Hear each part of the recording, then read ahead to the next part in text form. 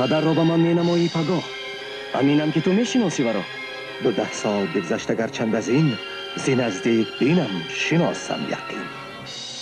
امان به که نامم نگردد عیان که من تا به امروز در کارزار نگردیده بودم چنین شرمسار. رقص! رقص! رقص!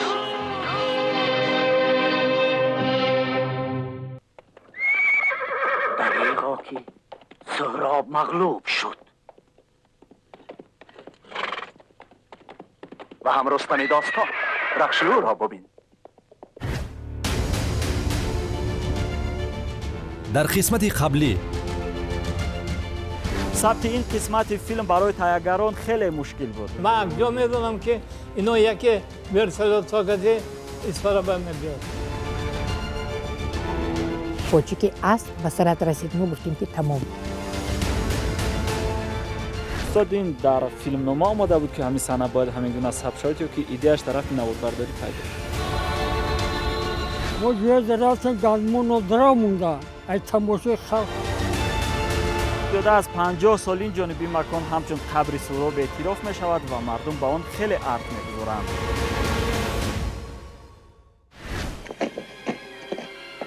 موافق خط سوژه فیلم برای تهیه‌گران مکان لازم بود که ساختش به معماری شرقیانه نزدیکی داشته همزمان روحی تاریخ در آن احساس شود. اما ساختن چنین قلعه مصرف زیاد را طلب می‌کرد. از این رو گروهی تشکیلی به خلاصه آمدند که همین مکان را انتخاب نمایند. Когда выезжают все, ищут все натуру, то есть покадрово фильм разбирается, вот здесь... وقتی که برای فیلم ناتورا میگفتند و فیلم با کادرها جدا شد، به قصر نیاز پیدا شد. سوالی در کجای تاجیکستان قصر هست به میان آمد. در حصار که آن زمان خرد بود و ناآباد، ولی قصری بزرگتر لازم بود. آدمان، رسامان و رژیسوران فرستاده شدند که ناتورا رو انتخاب نمایند و محض همین جای را پیدا میکنند و باز از جهت اقتصادی این صرفه‌کاری بود. این واقعیت داشت. ارزان میافتاد نواری فیلم. همین طور پس از معین شدن قلعه شاهگژدی هم تابستان سال 1970 فیلم‌آفران ما با هیئت کلان کاری به اوکراین سفر کردند. در این قلعه بهترین صحنه‌های فیلم روینوار آورده شدند. شروع از رسم‌های سهراب گردآفرید و هجیر سهراب تا لشکری فراوان. برای ثبت این شاهکاری بنظیر کینوی تاجیک سینماگران روس در برابر فیلم‌آفران ما به قول راست بودند. در اثنای همین همکاری کینوستودیوی دولتی موسفیلم پولک کاوالری خود را که از 150 افسر و اسب عبارت بود وظیفه‌دار نمود تا در نواربرداری صحنه‌های عمومی اشتراک نمایند. نتیجه همین همکاری بود که فیلم‌آفران ما توانستند قلعه شاه را با تمام افسر و نازکی‌هایش به بیننده نشان بدهند. ثبت صحنه‌های لشکر با زورق‌های مخصوص و اسب‌ها باشد در بحر سیاه یعنی اطراف قلعه بلگراد-استروفسکی صورت گرفتند.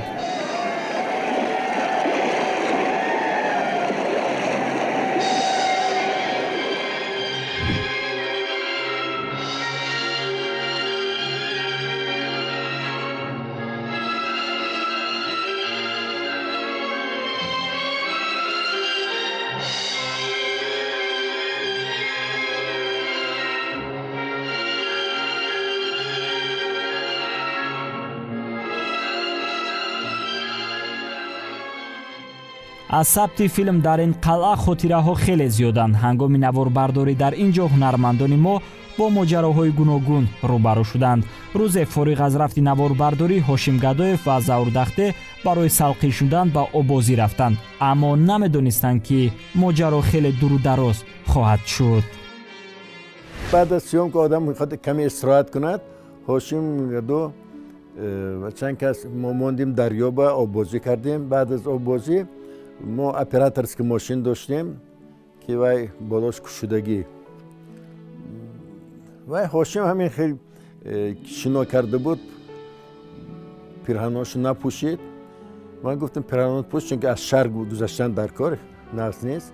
وای گفت نه من نمیخوام همین خیلی شنم. بعد برای همین ناظرات گایی ما رو نگه داشت،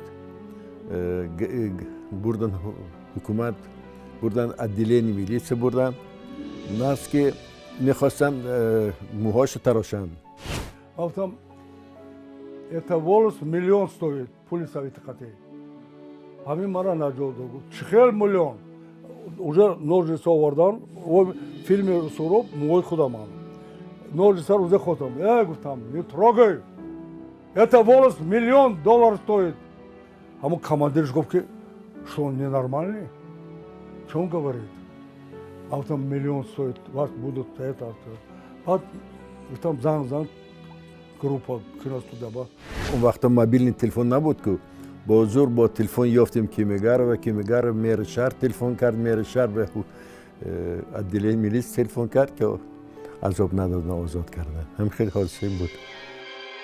аммо моҷароҳои ҳошим гадоев бо ҳамин дар одесса ба анҷом нарасиданд. ҳунарманди тануманди тоҷикро имтиҳони бузурге дар пеш интизор буд. ҳангоми сабти саҳнаи разми гурдофарид бо суҳроб, ҳошим гадоев ҷароҳати вазнин бардошт.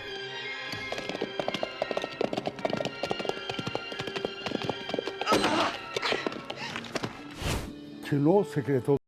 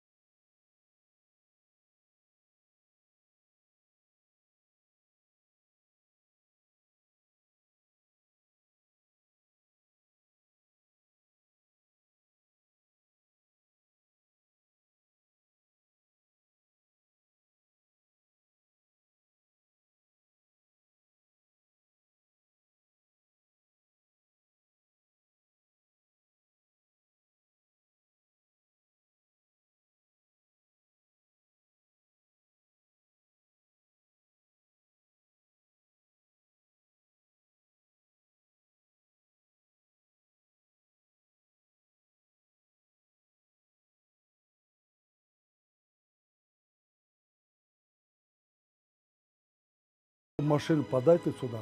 Турба кати фромадам, гипс кати. Бо нами гурдофарид кати ҷанга давом додам.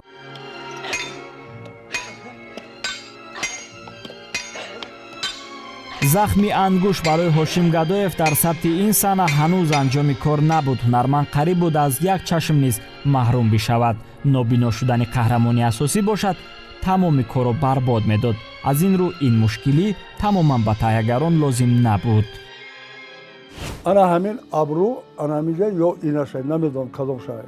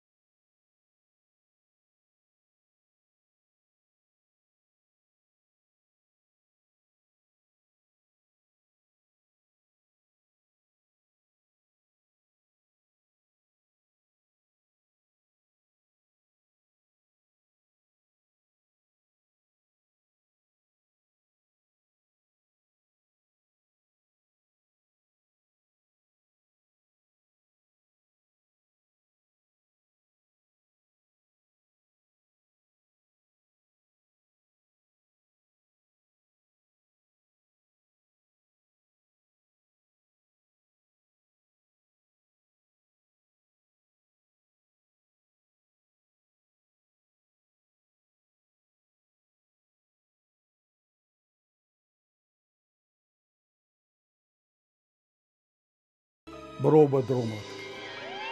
ҳошим гадоевро дубора ба ҳамин беморхона оварданд. беморӣ гурехта боз баргашт. аз ин табибон ба важд омаданд. Амое ки мана гипс кардаги, оли гипсаси ман накам. 2 рӯз гузаштааст. ҷураш духтура паси им гузашта гуфт ки Боря, это вчерашний, да? Этот артист. Гипс. Да, говорит, это вчерашний. Да, это запомнит. Она макула навес. Я не знал, что хлеб артист такой тяжелый. Чи фамилия? Дар як ҳафта, 2 ҳафта панҷама шикастам. Абрума духтан. Абрура краска молида бо 15 рӯзтан бо кор накунад. лекин ҳошим гадоевро ин суханҳо боз дошта наметавонистанд. ҳунарманд бо ҷароҳатҳои бардошта низ ба майдони наворбардорӣ омад. боз ҳам бармегардем ба ҳамин саҳна. ҳангоми наворбардорӣ сайрамисоеваро мебоист тавассути камон ба сӯи ҳошим гадо тир паронад. аммо наворбардори ин ҳолат зиёд тӯл кашид, зеро ҳунарпеша ин корро бо дасти рост анҷом дода наметавонист. кадр мондем, ман ба чӣ маъқул чиеш намерасад, баъд маълум шуд бас даст чап қати филм мекашад. барои ин як каме нороҳат мешуд худаш.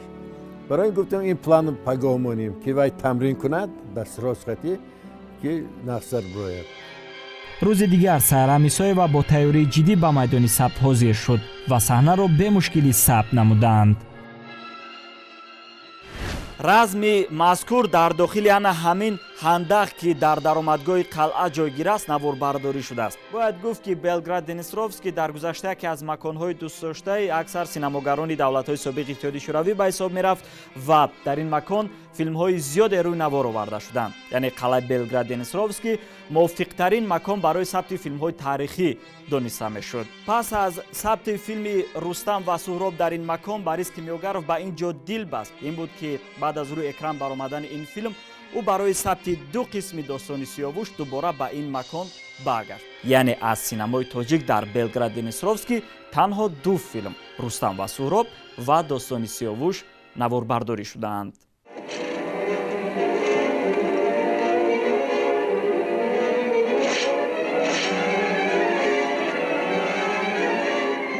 ҳамчунин разми ҳаҷиру Суҳроб низ дохили ҳамин ҳандақ сурат гирифтааст. мо аз Муҳаммад Рафиқов иҷрокунандаи нақши ҳаҷир аз чӣ гуна сурат гирифтани ин разм пурсон шудем. аммо дар ин мусоҳиба устод ҳолатҳои аҷибтареро низ бароямон қисса карданд. якта ҷойба Ҳошим Гадоев Суҳроб кати ҷанг ба биромаданам дар кор буд. вақте ҷанг ба биромаданома ҳамин аспа мегирифту як ҳамту кашид кида худаш вай худи хар бари шуда мемонда. ҳамин кофта баъд аспи ман лекин зӯр буд бисёрам. аввал гуфт ки чӣ бахай Муҳаммад ба аспи зӯр ман ба аспи чи нехай бай гуфтему. баъд бари сари сеҷ гуфтанд ки ми тебе найдем хорошую лошад гуфтанд. баъд рафта ҳамун кавалерийский полка начальника сор мешудаги аспа Ҳошимба гирифта омдан вай сор шудан ба шуд яча шуд. ана вай ҳамун вақти ҷанг ба дамо акун инспа ёд додаги актёрский вай кардан ба останавливающий удар мегӯянд. ина ҳамин шофа гирифта мо ҳамин якта зад вай қалқона ҳамту қат карда суякам ба рафта расида. гуфтам Ҳошим чӣ кор карди ту? ман гуфтам баъд дуюм бор мана дуюм карда вай ба ман гирифтам манам сахттар якта задам. Муҳаммад ту чӣ кор кардашти мегӯдам ман. бояд гуфт ки қалъаи Белград Денисровский яке аз ёдгориҳои беназири шаҳри Одессаи Украина ба ҳисоб рафта имрӯз яке аз маконҳои сайёҳии ин кишвар дониста мешавад. қалъа аз маркази шаҳри Одесса 86 километр ва аз маркази шаҳри Киев дар масофаи 463 километр дурӣ қарор дорад. атрофи пайдоиш ва бунёди ин дастоварди таърихӣ назарҳо мухталифанд ва касе то имрӯз таърихи онро пурра дақиқ наомӯхтааст. аммо бароямон ҳаминаш кофист ки маҳз бо шарофати он филмофарони мо тавонистанд беҳтарин наворҳоро дар филми мазкур сабт намоянд. иловатан набояд фаромӯш кард ки сабти саҳнаҳо дар ин макон барои сарфа намудани маблағ мусоидат намуд.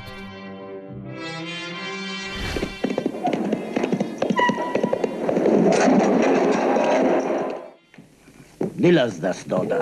бале, вай ошиқ аст. дигар дод аз дасти гурд офарид. нигар уст меҷӯяд ӯро дареғ ки шуд моҳи тобандааш зери меғ. ба майдони разм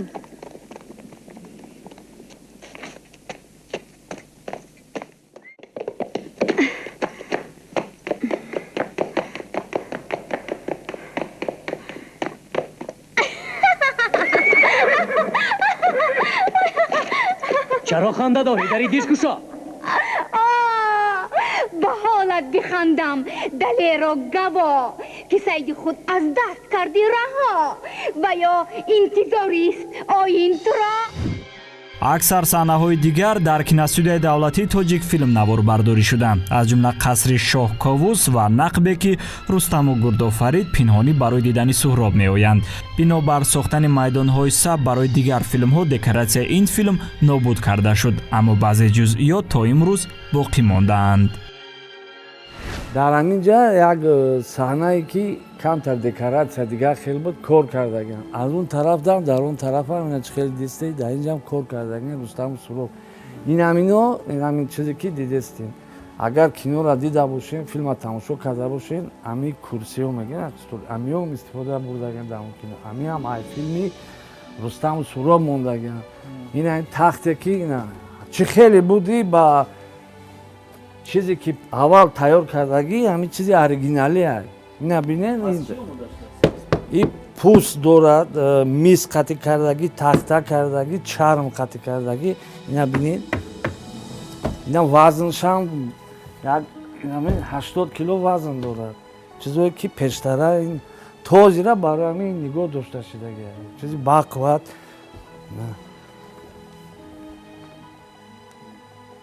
як бо чизое ки сар шонда мондагӣ, пирогу шамшер мондагӣ, сипар мондагӣ, сарпӯшона дидем осорхонада.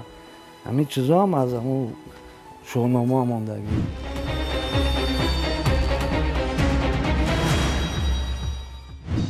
сабти филмҳои таърихиро дар баробар интихоби мавзеъҳои мувофиқ ба соли рӯйдоди воқеа ва сохтани декоратсия ҳамчунин бесару либоси ҳамон давру замон тасаввур кардан имкон надорад.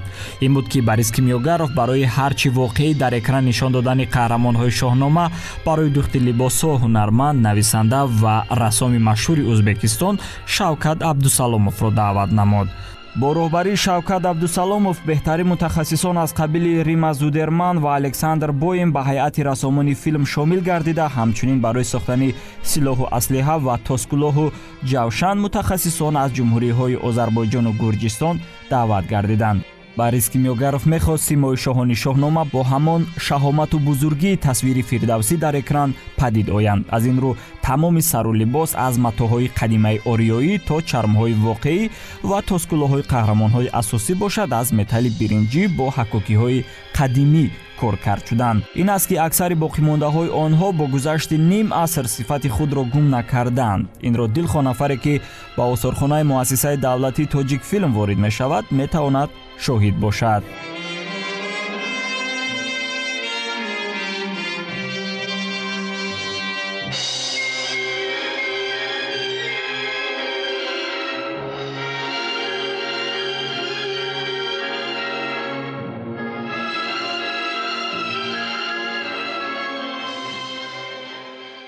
ҳамаи тоскулоҳо бо нақшу нигори миллӣ ороиш ёфта дар сохти аксари дигар аз сангҳои қиматбаҳо истифода намуданд ки чунин тарзи кор аз муносибати ҷиддӣ тайягарон ба ин лоиҳа дарак медиҳад. ин аст ки ҳар як тоскулоҳ мувофиқ ба хислату характери қаҳрамони филм сохта шудааст. масалан ин ҳамон тоскулоҳест ки онро қаҳрамони Маҳмудҷон Воҳидов Тулот ба сар намудааст. ин бошад тоскулоҳи шоҳковус аст. албатта дар фарқ аз солҳои аввал ранги он тағйир ёфтааст, аммо шаклаш айнан боқист. дар фарқ аз дигар ҳунармандон барои иҷрокунандагони нақшҳои марказӣ на як тоскулоҳ балки чанд навъи онро омода менамуданд. далели ин гуфтаҳо ана ин тоскулоҳи Рустами Достон аст. ин бошад тоскулоҳи шоҳковус аст ки онро ҳунарманди гурҷистонӣ Отар Кобиридзе дар филми Достони Рустам ба сар намудааст. тоскулоҳи ҳаҷир низ имрӯз дар шакли асл боқӣ мондааст. барои занҳо бошад тоҷҳои махсус бо шаклу ороишоти гуногун омода намуданд. ана ин тоҷи таҳмина ва дигараш бошад тоҷи Гурдофарид аст.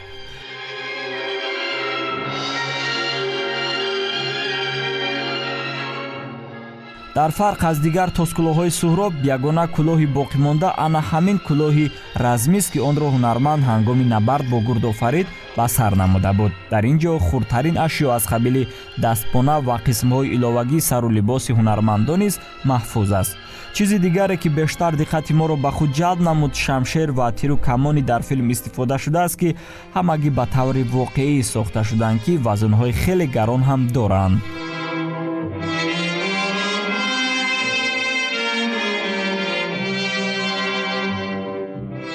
ин шамшери Рустами Достон аст ки зиёда аз 5 килограмм вазн дорад. аз дамҳои гаштаи шамшерҳо бароямон маълум гардид ки тамоми размҳо дар филм ба таври воқеӣ сабт мешудаанд.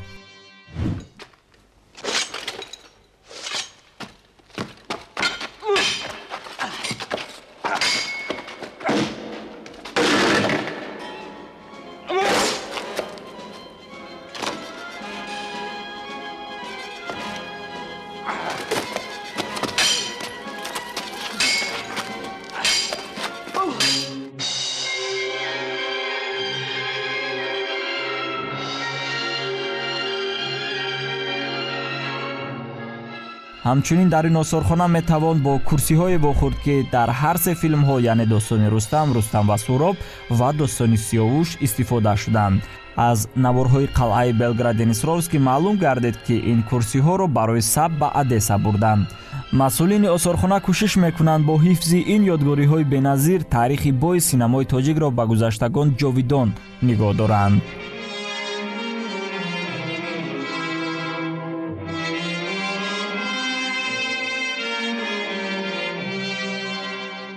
бисёр чизое ҳаст ки мана кино ва шудагӣ аз рустаму суҳроб, сипарҳо, ҳама шамшерҳо, тирҳо, ҳама чиз ҳаст инҷа. барои мисол ояндаи насли тоҷикистони мо ҳама вақт кӯшиш мекунем ки наз истифода баранд. боз истад буха ягон филмҳое ки мисол вай шавад мумкин дар кор шуда монанд. мана инҷа бо реквизит агар дароед марҳамат ҳамаш монда шудагӣ инҷада. мана ин чизое ки бутафори кинои рустаму суҳроб истифода бурда шудагӣ. инаи ҳама шумо нигоҳ мекунем барои ягон вай кардан. мисол мана ино ҳамашон бутафори барои кадрҳои умумӣ мисол бисёри вай мешуд масофка истифода карда мешуд. мо ҳама инои нигоҳ карда меистем, тоза карда мемонем барои як вақте ино бо ба кор мерад. бо ҷавонони мо мисол ино бо суроғ карда мумкин биёянд барои кино дар чӣ хел чизо истифода шудагӣ. ҳамчунин дар ин ҷо дигар реквизитҳо аз қабили кӯза, гурз, сипар, ҷавоҳирот ва чанди дигар маҳфуз мебошанд.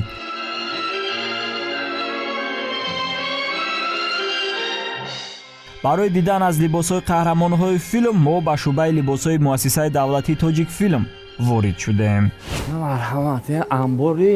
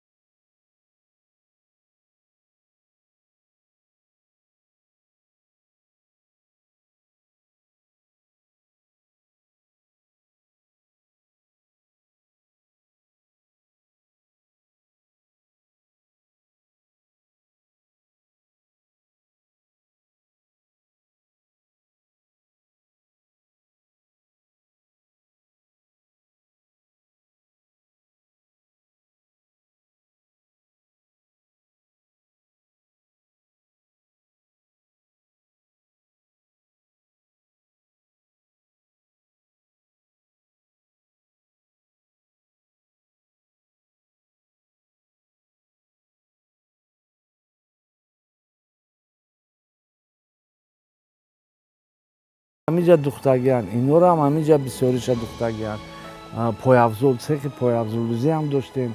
мегӯям ки қариб 70% яъни чизо дар ҳамиҷа тайёр шудагӣ.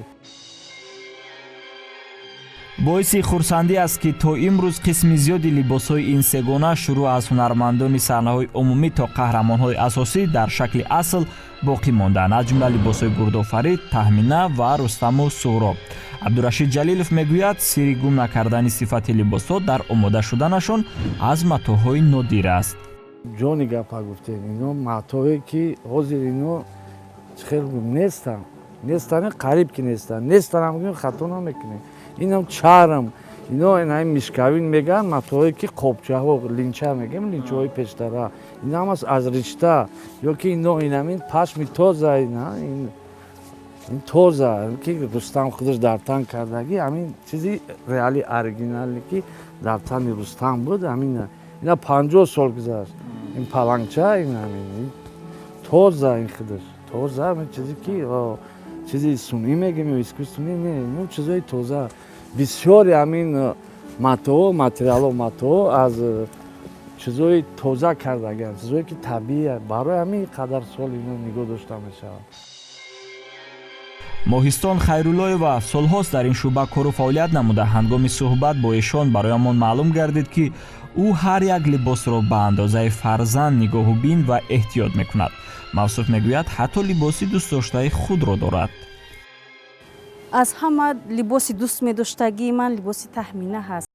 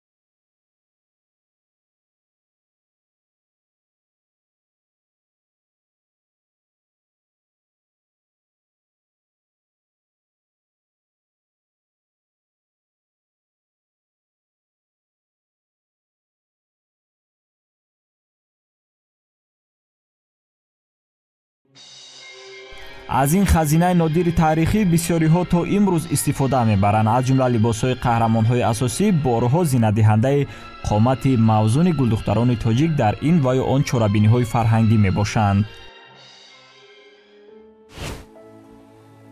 имрӯз дар шӯъбаи либосҳои муассисаи давлатии тоҷикфилм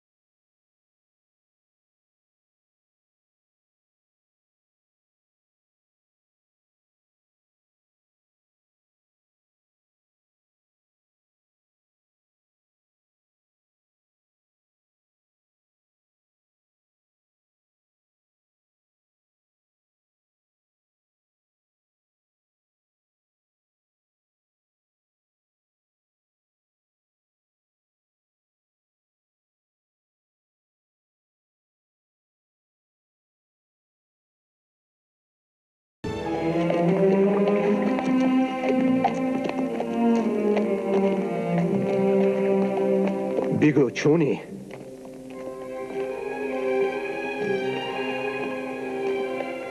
چونی تو؟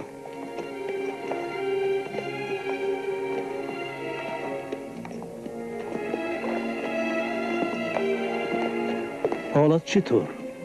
مگر رسم را باخت سهراب گرد؟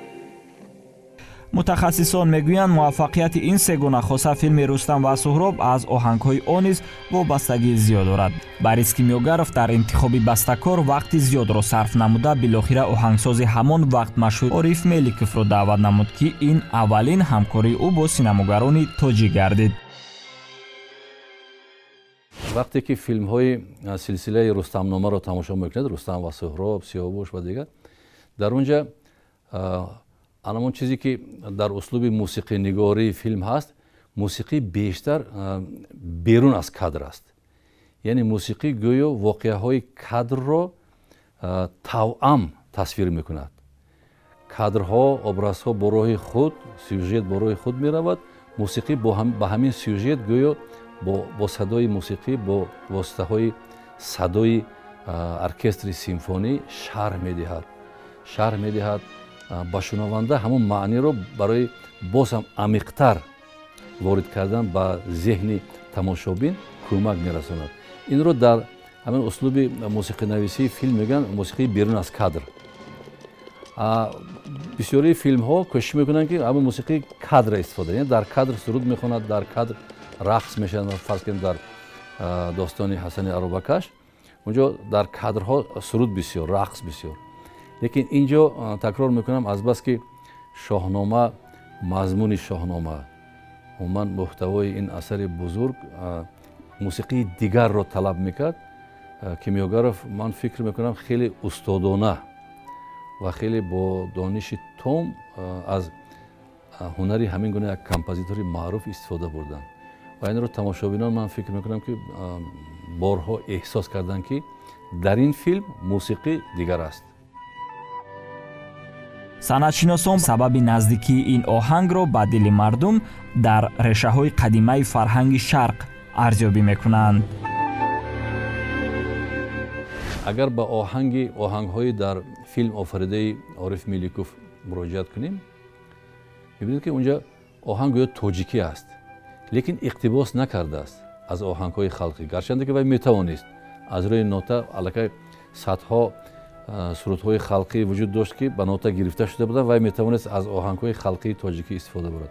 вай ҳамин образҳоро гӯё образи умуми шарқӣ бидед ки дар худи филм ҳам он қадар ба миллату ба нажоду ба мардумияти ин ё он қаҳрамонҳо эътибор дода нашудааст.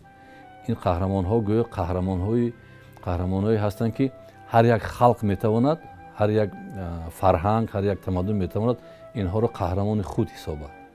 ин бузургии шоҳнома аст, ки дар онҷа ҳатто агар ба ҳисоб гирем ки унҷо ҳам гӯё як зидгузории Эрону Турон ҳаст, лекин ин ҳам ҳамчун услуби бадеӣ, на зидгузории ин ё он халқияту миллату ё кишвару минтақа. ин услуби бадеӣ аст.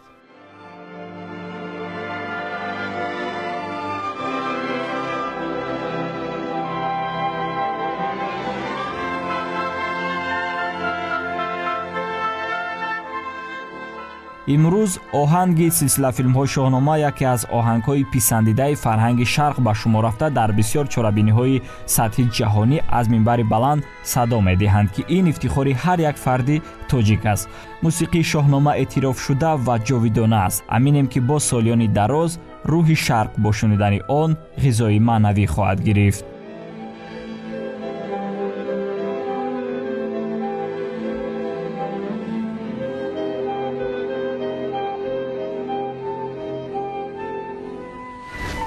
بگو راست آیا تو رستم نی؟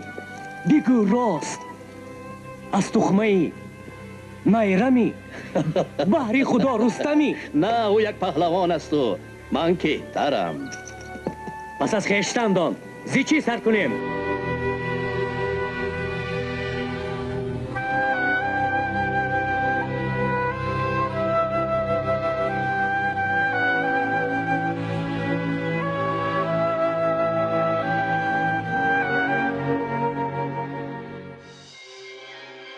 сабти филме ки синамои тоҷикро ба ҷаҳониён муаррифӣ намуд замоне бо иллати набудани лентаи хушсифат зери суол рафт. Борис Кимёгаров пеши масъулин шарт гузошт: ё барояш плёнкаи навъи Kodak мебиёранд, ё аз ин лоиҳа даст хоҳад кашид. барои ҳамешагӣ дар формати сифаташ хуб боқӣ мондани кино чунин қарор айнан он чизе буд ки тамоми таҳиягарони филм талаб мекарданд.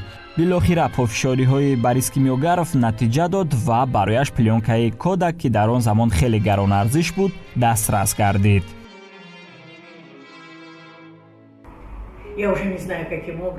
намедонам ба кадом восита боз чӣ қадар маблағ ворид карданд, вале мо дар Kodak навор мегирифтем.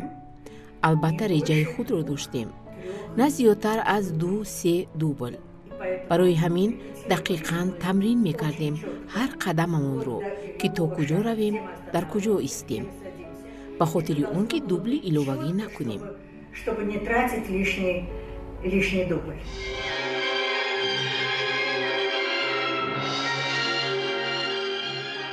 ниҳоят соли 1971 нахустнамоиши филме ки қисми зиёди мардум аз давлатҳои собиқи иттиҳоди шӯравӣ интизораш буданд баргузор гардид.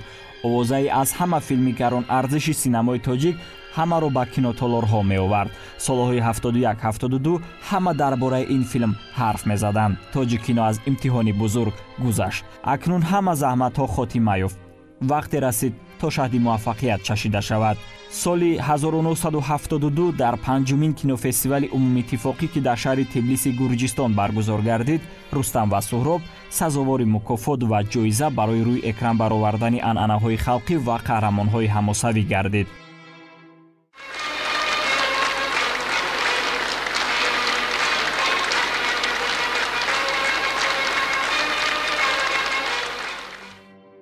аммо ҷоизае аз ҳама бузург ки онро ҳеҷ чиз иваз кардан наметавонад, муҳаббати халқ аст ки то имрӯз дар дили мардум ҷой дорад. филми Рустам ва Суҳроб ҷумлаи аввалин хориҷиёне гардид ки дар бораи синамои тоҷик гап мекушоданд.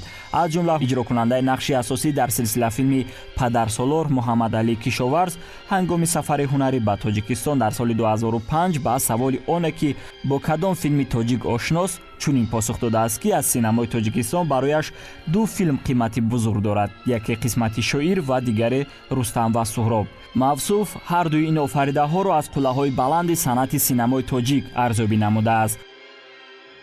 Кто он? Правду открой. И чей талисман я ношу? Терпение имей. Все тебе расскажу. Так много врагов у отца твоего, что скрыли на время мы имя его. А может быть, стыдно назвать? шурӯъ аз соли 1971 то 1991, яъне давоми 20 сол, филми мазкур бо забони русӣ тавассути телевизиони Тоҷикистон пахш мегардид. соли 1991 дар аввалин солгарди истиқлоли давлатӣ филми мазкур дар киностудияи давлатии Тоҷикфилм бахшида ба 1000-умин солгарди шоҳномаи Безаволи Фирдавсӣ бо забони тоҷикӣ баргардонида шуд. Не сделать ли так, чтобы, выйдя на бой, Сухраб не узнал, что он бьется с тобой? Я имя в бою никогда не скрывал. Такого позора еще я не знал. И все ж для спасения Ирана, герой, на этот раз имя свое лучше скрой. با کوشش و غیرت راهبرت اون وقته کینوستودی توجیکفیلم انا با حمیت و یعنی با حسی یک افتخار از زبان ملی خود، از زبان تاجیکی این فیلم برگردانده شد باز با اصل خودش، یعنی با زبانی که بود، در زبانی که شاهنامه فردوسی نوشته شده است، با زبان حکیم فردوسی بزرگ، با همین ما برگرداندیم. دل عاشقت را تو تسکین بجو وگرنه شکستت بود رو برو.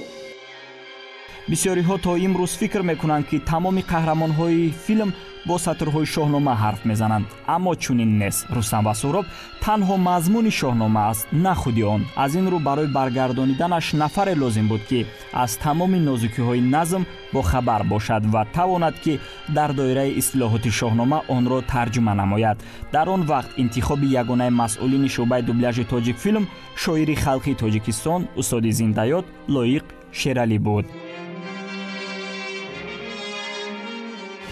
اون وقت لایق در کمیته زبان کار میکردن و من رفتم نزدشون و خواهش خود رو خواهش کیناستودیو تاجیک فیلم رو بهشون گفتم. آیا اولا یک خندیدن گفتن چطور که ما فردوسی رو به زبان فردوسی برگردانیم که من گفتم که باید که همه خیلی شود چون که فیلمنامه خیلی تغییراتی در فیلمنامه است نسبت به همون داستان رستم و سهراب و همه اون در شاهنامه نیست اون چیزایی که در مکالمه های قهرمانان این فیلم می آید. لایق دریافت کردن مقصد ما رو فهمیدند و شروع کردن به کار. فیلمنامه در مدت خیلی کوتاه یعنی همگی 1 ماه از روسی به تاجیکی ترجمه گردید.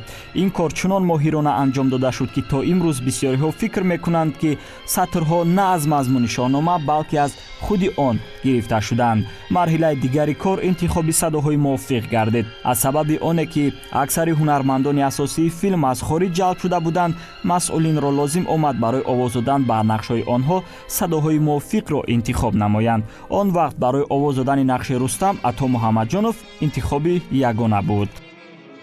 ببولد و طایف گرچه فرزند تاجیکستان است به هر حال او زبان تاجیکی رو چندان نمیداند. این نقش رو ما سپردیم با هنرپیشه بزرگ ما عطا محمدجانov که قوه او رو گویا که قوه رستم رو دوچند کرد با توسط صدایش توسط سخنش. همین طور برای آواز دادن در نقش سهراب شمس‌الدین اشورов، در ابراز گردآفرید زمیره یولدوش، در نقش طولات فیروز عمرов و در ابراز تهمینه دلبر عمرova انتخاب گردیدند. سبب آواز ندادن هنرمندان ما به نقش‌های خودشان در با قوت برآمدن صداهای قهرمان‌های شاهنامه ارزیابی می‌گردد.